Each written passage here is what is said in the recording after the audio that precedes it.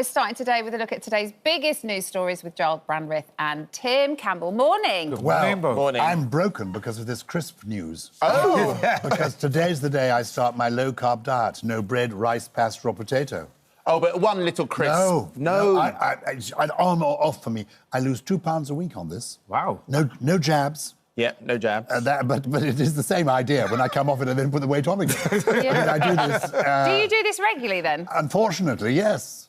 What can I do to change? So do you know what? You've made me wonder, what is Giles Brandreth's favourite flavour of crisp? Oh, I'm afraid I'm quite old-fashioned. Oh, please don't say ready salted. Yes. No. What I really like is a bag that you open. There's a little bit of blue paper Yeah, inside old school, it, yeah. and some salt inside that. Yes. Well, that's chips, isn't it? No, they No, did that. they did that. that. And what's your favourite? I'm really greedy. I have to open several bags of crisps at the same time, and then I can't do one on its own. We had a children's party at the weekend, Right. and there was scrambled egg crisps. No. Flavoured. No, fried egg. Fried egg flavoured crisps. Oh. I've never heard I've never heard of that one. Never heard of I'll bring some in later in the week. You won't would- mind. No, No, don't worry. Yeah. It really is not You a very can nice keep them. taste. You And I can love keep eggs. them. Yeah. And, of course, I'll be having a lot of eggs during my no bread, rice, pasta and potato. OK, well, OK. Tim won't want to sit next to you later on in the week. Shall we start with the first story of the day, which is over 70-year-olds could be banned from driving if they fail compulsory eye tests every 3 years. Well, this is going to be the biggest overhaul or shake-up of driving laws in the country. Ministers are deciding that anybody who's over 70 who doesn't pass an eye test will not be allowed to drive, which I think is a sensible start, because at the moment you can self-declare your visibility on the road, which is a bit dangerous, I think. But it's right that lots of people who are particularly older find it a part of their independence to be able to drive, so therefore are probably likely not to tell the truth if their eyes are ever so slightly going bad. Giles because they looks want to slightly go offended through. then. Can I Theo? say older people are known to be more honest than younger people? Sorry, where's that independent research come from? Why have we chosen 70 as this arbitrary age? Why not 65, 68, 75? I don't know. There may be some scientific reason. No, I think you raise a good point. But past 30, your eyes start decreasing anyway, because with UV rays, I think it's even increased now with our look on social media and our mobile phones. You should obviously drive with good eyesight. That goes without saying. But what I really know is that for many people, older people, their independence comes with an ability to drive. I have a wonderful friend, Dame Sheila Hancock, who is now 91 years of age. She is a widow. She lives on her own. Getting out and about in her car is essential to her. I'm sure she gets her eyes checked, and she's a very good and safe driver. But there are people in their 80s and 90s for whom it really is key. There are other people in the 90s. You may remember the late Duke of Edinburgh, Prince Philip, when he was about 96, I think, had a car accident. And then I think realised he had to give up driving. So maybe there comes a day when you can't. These eye tests probably are a sensible idea. We are the only country in Europe that means you can drive over 70 without any form of test. All the rest of Europe, all European countries don't issue licenses without visual checks. So, is it safe that you self-declare and just get on the streets yourself? I don't think it's safe. I think you're right, there is the option for people to be honest, but I think we're in a technological age now where you go to the doctors, you go have an eye test. Why can't we integrate the data? It should be alerted if you go to get your eye tested, or it may be something else. You might have Parkinson's or any other condition as we get older. It's not just someone's eyes, It's not just someone's eyes at all. No. I gave up glasses 25 years ago because I read somewhere that the eye is a muscle. If you don't use it, you lose it. This is a true story. And my eyesight has improved as a result, and I've had it tested. And I used to wear glasses from, childhood up until I was about 50. And no longer wear them, but I do get them tested. My gut feeling is, if I can read the number plate of the car in front, I feel I'm all right. Yeah. But maybe I should be... Am I supposed to take a test now at the moment? I think you should take a test, I think the doctors say every 2 years you should take a test just to see your eyesight. If there's any other conditions, simple things like your blood pressure could actually impact your eyes as well. So it's regular. It's not easy testing. getting an appointment at the doctor, can I tell you? But No, the it's eye not. test, you can go to the optician. Optician. Yes, exactly. And are you telling us now, if we're watching, people over 70 watching, they have to get an eye test to drive over the... They have to or not? Not yet. Not yet. It's hasn't been recommended, implemented it's not yet. law. But, So at the moment, it's recommended that every 3 years you get an eye test, but soon it may be compulsory every 2 years to get an eye test. It'd still be 3, I think. Still be 3. Correct. Fine. But I think for everybody watching, you're going to want to make sure that your parents or your loved ones are safe, and actually making sure your eyes and everything else is in order is a good thing to do regardless. Yeah. But like you say, that can happen at any age as well, right? That it's not just 70 and Yeah, it's above. true. That can happen much before that. Definitely. This muscle memory thing as well, I've noticed that I'm wearing mine all the time now. Yeah. And I just used to wear them for reading, but I think I just forget to take them off. And when I take them off, everything is so much blurrier than it ever was. Yeah, well... Very good advice, we should, Giles. well, we should perhaps explore this with somebody who is serious about it. I just did it because I read about it, and it worked for me. It may not work for everybody. Right, OK, fair enough. Thank you very much. Story 2 that we'll go through this morning. According to a new study, 1 in 5 young adults aged 18 to 40 are choosing to live with a partner primarily to make living costs more affordable. We were thinking of moving in together. What's your wife going to say? I don't know what our wives going to say, but Our wife probably be happy. I got a movie. You know, a May to September bromance is being brewing here, thanks to you people. And I can help you with the washing. I've got some great recommendations for a washing machine. I think this is a very interesting issue about society. Young people get together in the throes of excitement. They think we can, you know, oh, let's move in together. Without getting married, but they get in together. And then they find when maybe the excitement goes off, and I believe it's about 2 years that the lust lasts, and then reality dawns, they think this isn't that much fun after all. But they pool their resources. They can't afford to move separately. Yeah. So they stay, not really liking one another, in the same accommodation. And it's creating a social dilemma. I think you're right. My daughter's 24 and she's probably going to stay living at home with me for a lot longer than I did when I was young, because I couldn't wait to get out. But you could afford to go out and rent somewhere. The living cost for many people now is very, very expensive. The challenge for me, though, is that if you're in a relationship and you're unhappy and finance is the only thing keeping you together, that can be incredibly stressful on every aspect of your life. And think about the amount of, not just women, but predominantly women, who are sometimes financially captivated in relationships because they have no other choice about getting out. I think this is quite a depressing story. The surveys of 3,000 young people aged between 18 and 40, and more than 20% of them said they were staying with a partner to make living costs more affordable. They wouldn't otherwise stay with them. Yeah. So that's an awful lot of people. And it's a real shame as well to think that you might be unhappy in a relationship, but because of the bricks and mortar, you've got to stay. And then it kind of veers into the, are you safe in that environment? You know, it's shocking that there isn't a system to help people at that stage. Do people move in together more quickly than they used to do? I don't know. I think they do. Is that what happens? Yeah, I think they do. I think people move in more quickly to lower the burden. Or, you know, in the olden days, people might When be... you were young. One might be... they might have been courting for a while and then... Courting? Yes, but actually, I mean, I think you're saying sensible things. Yeah. You actually get to know the person before you move in. Yeah, with them. exactly. I know friends who move in after 3 months, and I just think, that's so soon. But they're like, yeah, but it brings the cost down. It brings the cost down. I mean, it's a strange thing to say, but there are people, I've known many people who've been in an arranged marriage, and they all, without exception, they've said, we think this is a good idea. And in a curious sort of way, that's how it used to be in our society 100 years ago. Not arranged, but people knew one another. The older people, the parents, the relatives thought, yes, well, maybe we'll introduce them to... So you actually know what you're getting yourself into. So here people dive into this with excitement. Oh, wonderful. And then actually, oh, is it going to work? And then when it doesn't work, they're lumbered with having to live together. Yeah. But there is a potential positive, is that if you've got the relationship bit out of the way and actually you can get back to the friendship bit that bonded you together, actually you're living with someone, you have an intimate knowledge, right? You respect their boundaries, you understand, and you can get that out of the way. I think there could be some people who actually live comfortably together because they now are in a sensible relationship which they're choosing to have, not just for economic reasons, but they've got back to the essence of the relationship, which is their friendship. Yeah, but then the problem is you get the new boyfriend, girlfriend, where are you going to put them? Got to say to you, I mean, it really is... That could get a bit touchy, That went to a whole other series. We thought the programme was all going to be about washing machines and chefs. It turns out to be about things... Taking notes, you're going to do a documentary now. Giles Brandreth. I know. Romance. A documentary on him. That was wonderful.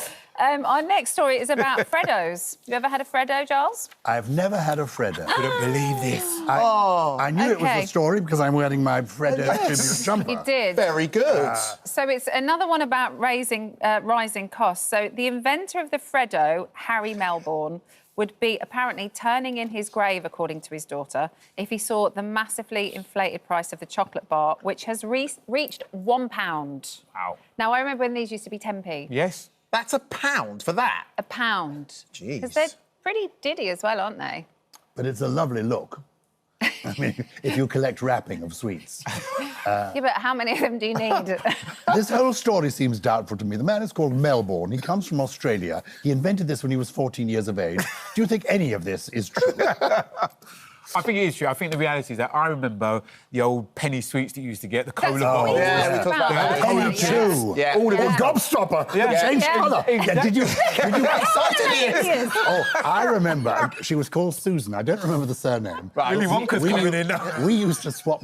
I would give it one colour, then she'd have it in her mouth, and she'd change it to the next colour, and then it'd come back to my mouth.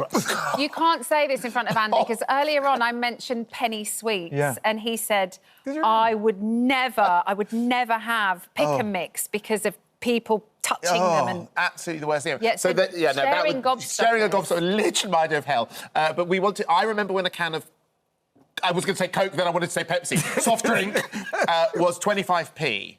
How much can you remember when a can of drink was? I don't think I've ever eaten drink. Have you never had a can of pop? No carbonated drinks. Oh my goodness. Well, look at my peachy skin. But what about you, Tim? The cheapest you remember a can of drink being?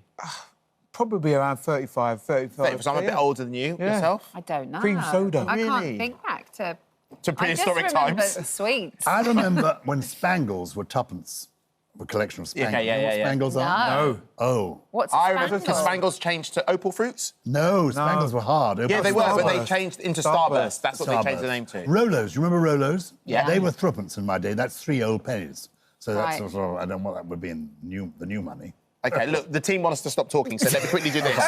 Which is kind lost of interest. bad. For thousands of young adults in China, the solution to feeling less stress is reportedly using adult-sized dummies, thus stopping us talking. As you can see on that picture there, dummies. Oh, cheers, Ian. What are you trying to say?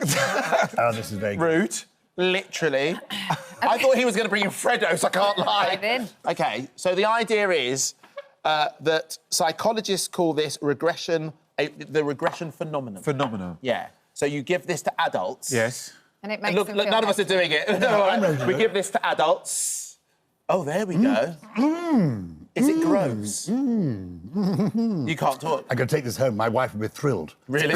Giles, will you please stop talking? Please stop. She's going to start doing... Right. Does it make you feel better? I have to say, Yes. I quite often wake up in the morning and I find I'm in what is known as the fetal position, with my knees up, lying on the side, and not necessarily my thumb in my mouth, but like this.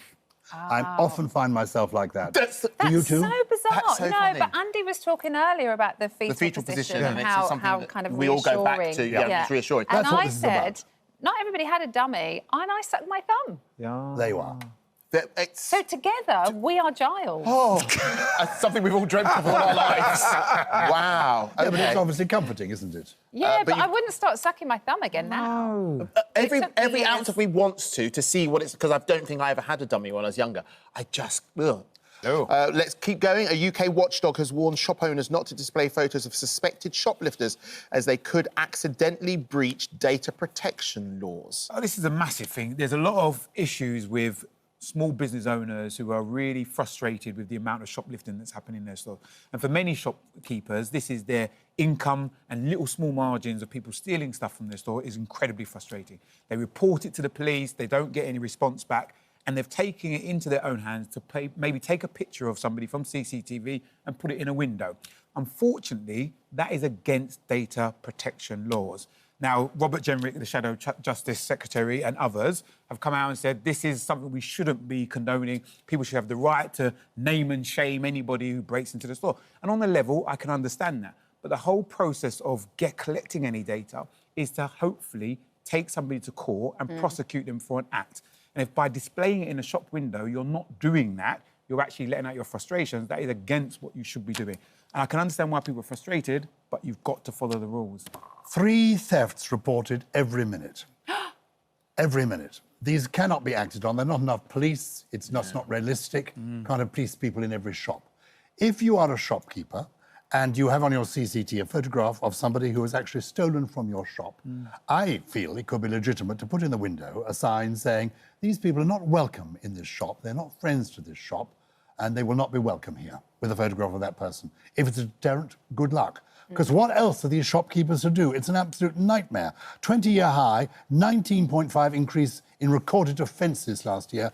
They won't all have been taken to prosecution. What are these shopkeepers to do? So, Tim, they can't do that either, right? They're not allowed to do that either, because the challenge is that by putting that picture up in a window, somebody else could take that image and use it for another use. Well, there's interesting stuff you can do with artificial intelligence. I won't get into that. That's another conversation. But the reality is that the whole reason why the shopkeepers are taking the picture is to try to stop the act of crime. Well, don't shoplift, then you won't have your picture in the window. That is a very straightforward argument, but the reality is that you still have a right. I'm not saying take a picture of you as you come out of the shop, though you can do that in a public place. What I'm saying is if they know the person has stolen from their shop, they have an image of them, to put a picture in the window saying these people are not welcome here. But what you should do then is take the image, give it to the police. Give the image to the police. But the police have no time to follow it through. But then there's an issue with the police. We should go into our politicians and sorting out. All right, issues. Tim, how do you feel about this? And there was a story, it was on Good Morning Britain today as well. A Wrexham shopkeeper was ordered by police to take down a sign he had in his shop that said scumbags make...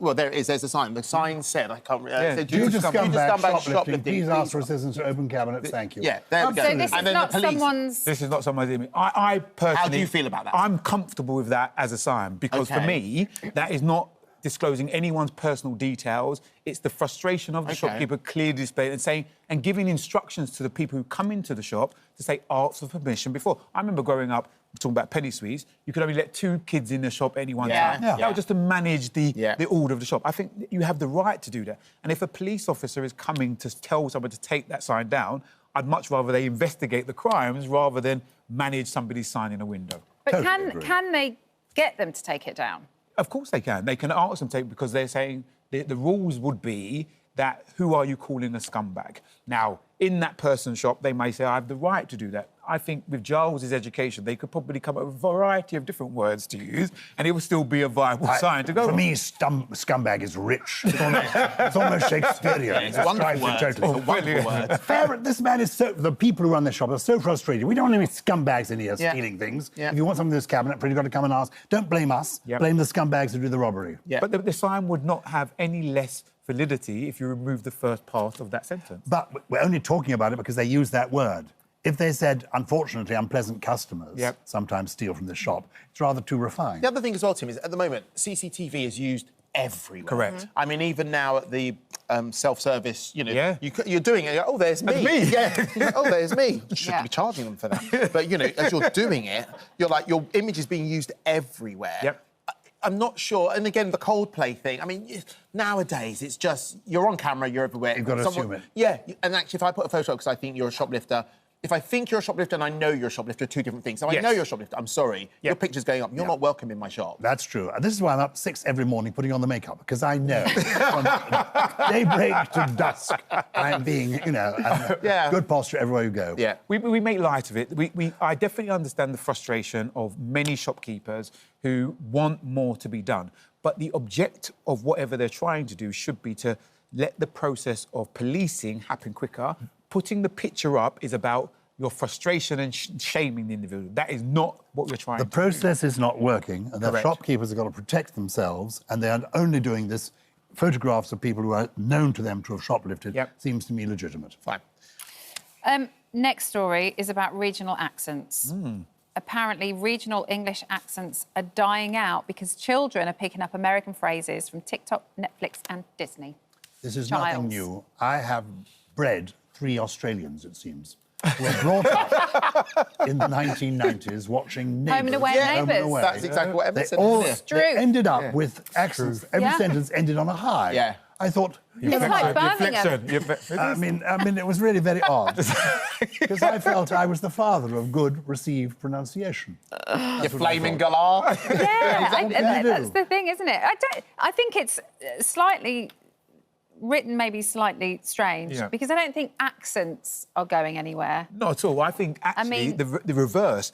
platforms like social media platforms are giving people with accents the opportunity to show off, because on our mainstream TVs and our radio shows, you don't hear that many different accents. And actually having... Cut to Emma. Well, mine's really softened, actually, because when I started in television, I was really conscious of how I sounded. How did you sound? Can you recreate it? The magic of yesteryear. I don't know what you're talking about. Well, oh, I love it. Like that. People would say you're posh now, wouldn't they? No. I don't think so. And I'm very proud to be from Birmingham. And, you know, every now and then that accent definitely comes back definitely. I love it. fast. I don't think accents are being lost at all. I was with a lady I think from it's Northern Ireland, and I love that. I love it. I love an accent. I think it's more phrases, isn't it? But you're still going to get someone from Birmingham saying you're flaming galah, but they'll just say you're flaming galah. No, I love it. I love it. My mum, when she came from Jamaica, she landed in a place called Small Heath, and that's where we spent our summer holidays. And the 6 weeks, you'd come back with a Birmingham accent and quickly have to revert when you came back to London because people would take the mick out of you. But I think the variety of languages is an enriching thing of this country. It's something that we should be really proud of. I think it's phrases. It's like Americans going, we're waiting in line. It's like, no, it's a queue. I think those are the things that get lost through TV shows. And if you go to Sweden... Everyone in Sweden, Swedish, speaks with an American accent because in Sweden they don't dub the TV shows. So they hear English with an American accent. I'm so disappointed. I hope they all spoke like the Swedish chef in the Muppets. Do you remember the Swedish chef? Do you remember the Muppets? Yes. There was a Swedish chef. Yes. Who did a sort of... Yes. I love that. Should we do one more? I didn't know that, Andy. Yeah, that's... So if you... Lots of Europe will dub it into French, they dub into German, but in Sweden, they leave it and put subtitles up. So Swedish... children and young people hear English, but they hear it American. You go to Sweden, they all speak with an American accent. It's so weird, but that's because they've learnt to speak English using television. Wow. Andy, I'm hoping to have a picnic this afternoon. I want to know what the weather is like near me. Is there a chance of going to the local weather quite soon? Do you know what, Giles? Anything is possible on this show. Oh, hello. Thank you for visiting our This Morning YouTube channel. We upload tons of new content every single day. So hit the subscribe button, like all the videos, and don't miss out. We'll see you in the morning.